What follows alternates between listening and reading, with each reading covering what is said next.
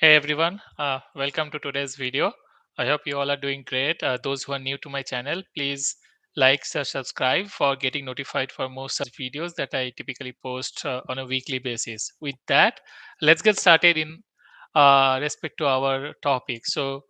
In last couple of videos, I have gone through the envelope structure of an X12 message. Right, we went through IS, GS, ST segments and then today, what I'm going to do is I'm going to talk about the different kind of acknowledgement messages that you receive typically when a document or EDA document has been sent from trading partner A to trading partner B, and what are the different kind of acknowledgement messages that you can expect from them, right? Based on whether it has been set up properly or not. So let me share my screen.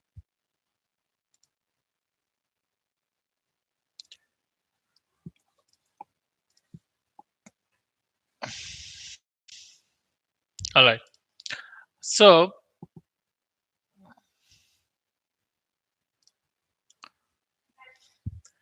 typically there are four types of acknowledgements that you would see in the EDI industry. The first and foremost is MDN, or Message Disposition Notification, and it is only applicable for AS2 communication. The second one is 997, which is the most common acknowledgement messages that typically flows from one EDI system to another EDI system. The third one is TA1, which is, to be very honest, not used that much, but I still wanted to highlight because there might be organizations or there might be certain clients that might be using TA1 as of today. And fourth, but not the least, is the 999, which is just a replacement or an alternative of 997. This is specifically for healthcare industry. Okay. Now, let's talk about MDN, which is, as I mentioned, is used as an AS2 communication. So, MDNs or message disposition notification. They can be two types. One is synchronous, another one is asynchronous, and typically it is returned in an HTTP or HTTPS request response, right? Which is the primary protocol behind AS2. Now, when I say what is synchronous MDN? Uh, when an HTTPS or an AS2 communication is set up between two different trading partners and the data is being sent out in the same session when the data has been transferred, uh, if a MDN has been sent from the receiver system to the sender system in the same session, it is called as a synchronous MDN. All right. Whereas asynchronous MDN is something where in the initial transaction, when the data has been sent from a sender to a receiver, they also mention a URL, which might be a different URL than the one that has been used to communicate for sending the real message. And that URL which they are expecting the MDN from is being communicated in the initial session, and then later, after the data has been transferred, the session is closed, and the receiver system initiates another session back to the sender system to that particular URL that is being provided for sending the MDN back, which is called an asynchronous MDN. That means the MDN is sent in a separate session and not in the specific session where the data is being transacted. All right. Now, a quick snippet of how a MDN would look like. So if you see over here, typically their AS2 server would handle this for you, but if you open this MDN message, you would look like if you need to look into this very carefully, whether if there is any error that is reported by your AS2 server. Now over here, if you see, I have highlighted also the URL part of it, which is if this is an asynchronous MDN setup. So there is a URL that has been communicated so for to the receiver system for them to be able to send the MDN back on this URL, right? And in addition to that, as I mentioned, okay, the error can be different types of error, so you need to look into much more detail, especially when you need to observe when you're setting up the trading for the first time, right? And then look into the MDN messages to kind of decipher what kind of errors that you can expect. And It is, as I mentioned, very useful for when you're setting up an or onboarding an AS2 client, right? Because that is where there are different back and forth that happens until and unless the system and the communication channels become stable because of lot of configurations and settings on either side of it that you have to communicate during the testing phase. All right. Now moving on to the next acknowledgement 997, which is a functional acknowledgement. It's not a technical acknowledgement because there's another one which is called TA1, which is a technical acknowledgement. All right. Now this can be sent in response to any EDI transactions that is being received. Now when you receive a EDI 997 in response to a transaction that is sent previously, it is only telling you that the document has arrived and it has been processed by the front end EDI translator system, like the parsing is successful and all that, but it doesn't communicate back or it doesn't guarantee or confirms that the data has been processed by the backend business applications. All right. So you have to be very cognizant about it. Now, typically you discuss with your trading partner during the trading partner onboarding as to whether they are going to send you in 997s and also whether they're expecting 997 from your end. Based on that, you need to set up both on your end as well as on their end. All right. Now, on top of what I mentioned about 997, as I mentioned, it doesn't provide any indication that confirms the trading partner that they have agreed with the contents of the prior transaction or the transaction met all their business requirements. Whereas, like an MDN is something little bit more comprehensive because MDN is can be like the name is message disposition notification, and it is a like it guarantees that the data, the AS2 communication with the data that has been sent has been processed successfully without any error. So it is much more comprehensive. 997 is just an acknowledgement. All right. Now, for example, if in a purchase order scenario, there is a purchase order that has been sent, which is let's say an 850 purchase order document.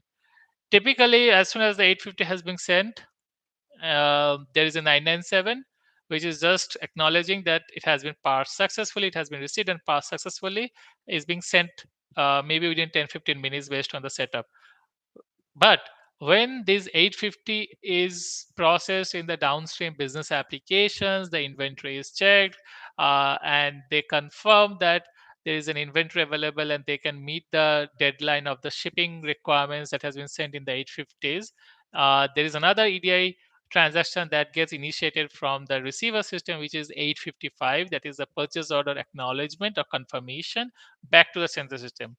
So I just wanted to highlight there's a difference between a 997 and an 855 or another EDI document.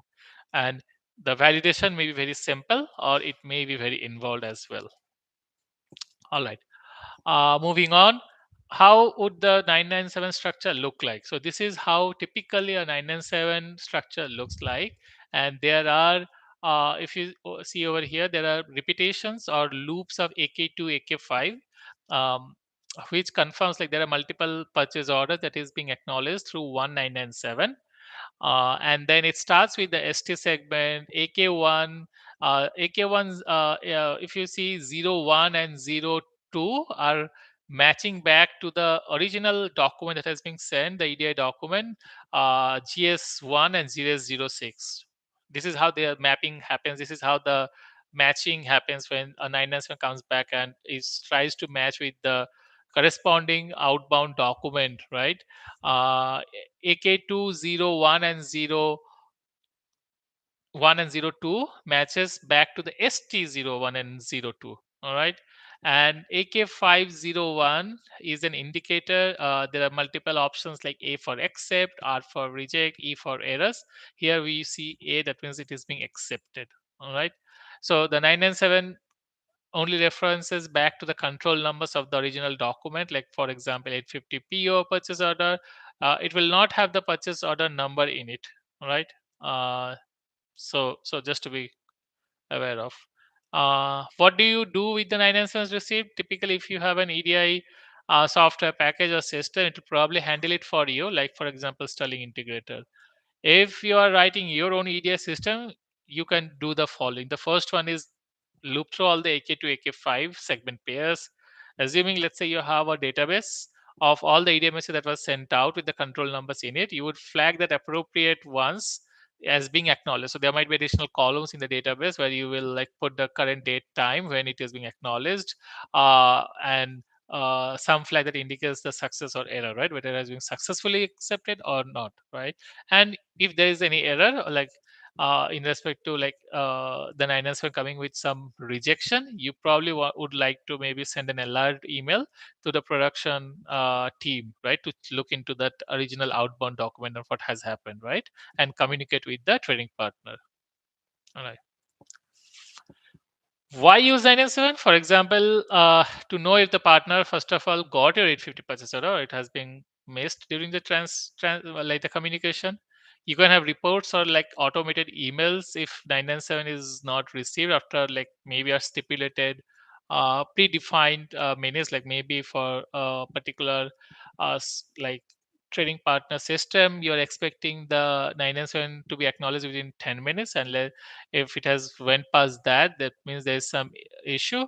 And some of the transactions are very time sensitive, and if there's any delay, that might impact the business both monetarily as well as from a reputation standpoint. So you might be able to like set some alerts or reports that runs and looks into those kind of thresholds being crossed, and then it alerts to the respective teams to take care of that.